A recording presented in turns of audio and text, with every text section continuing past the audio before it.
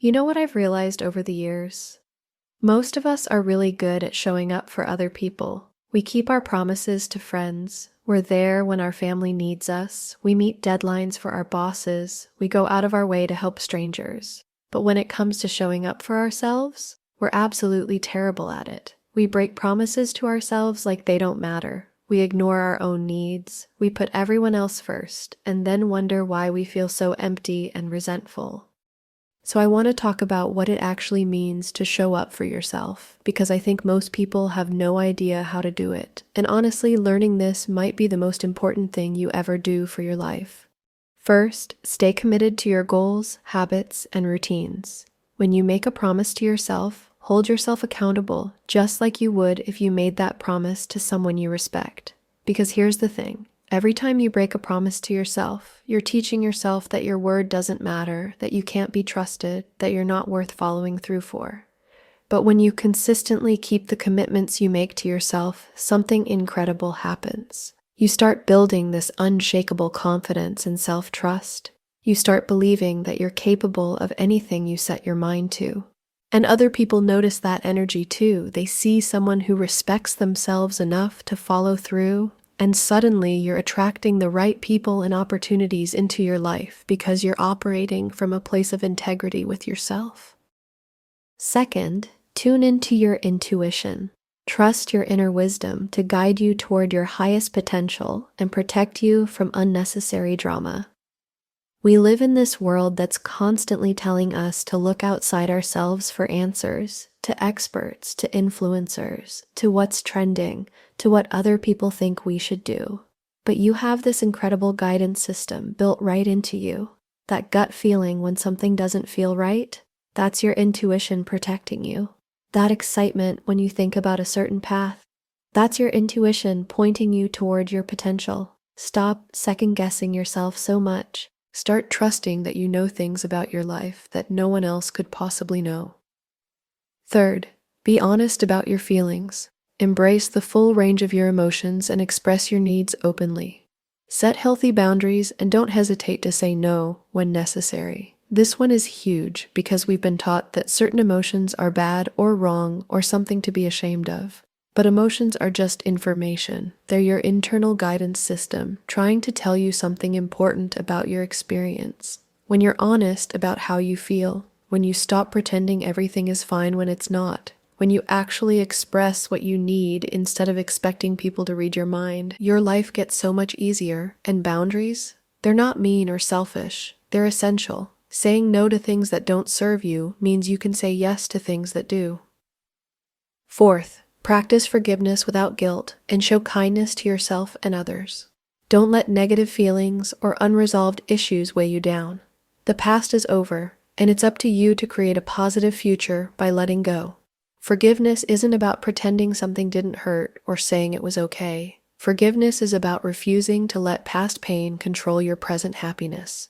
And this includes forgiving yourself for your mistakes, your poor choices, your moments of weakness. You're human. You're going to mess up. The question is, are you going to use those mistakes as fuel for growth or as weapons against yourself? Show yourself the same kindness you'd show a good friend going through a hard time.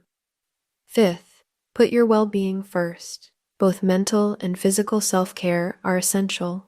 Don't let anyone make you feel unworthy or put you in a negative space. This isn't about being selfish. This is about recognizing that you can't pour from an empty cup.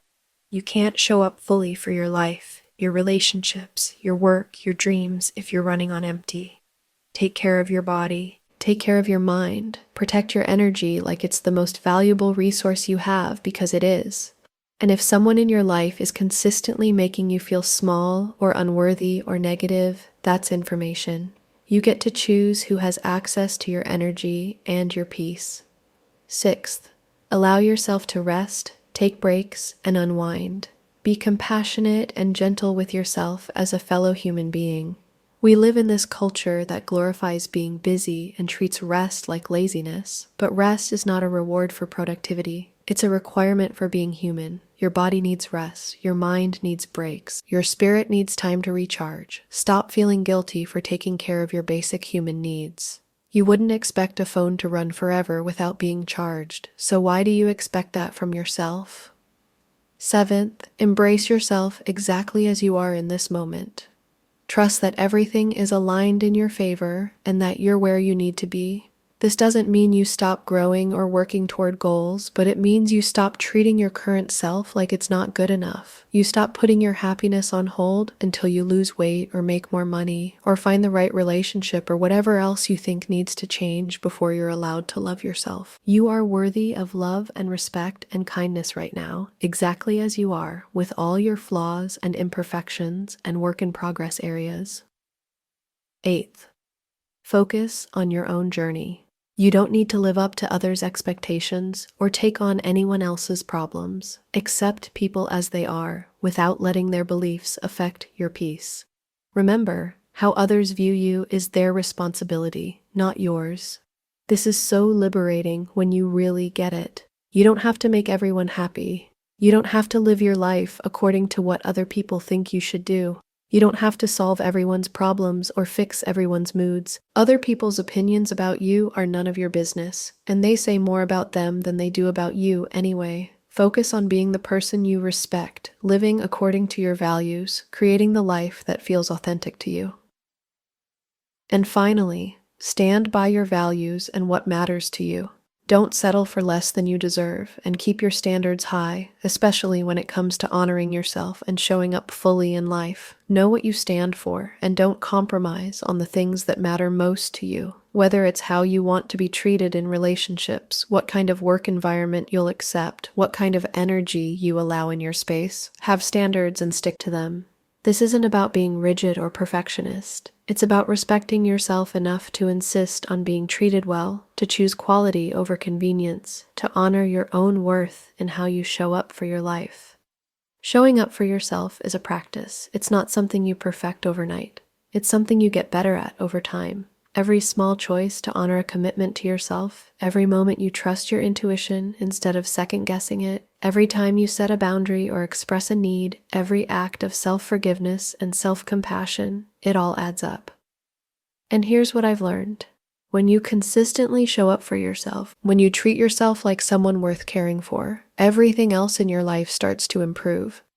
Your relationships get better because you're not looking for other people to fill needs you should be meeting yourself. Your work improves because you're operating from a place of self-respect and confidence. Your health improves because you're prioritizing your well-being. Your whole life starts to align with who you actually are instead of who you think you should be. So start today. Start small if you need to, but start.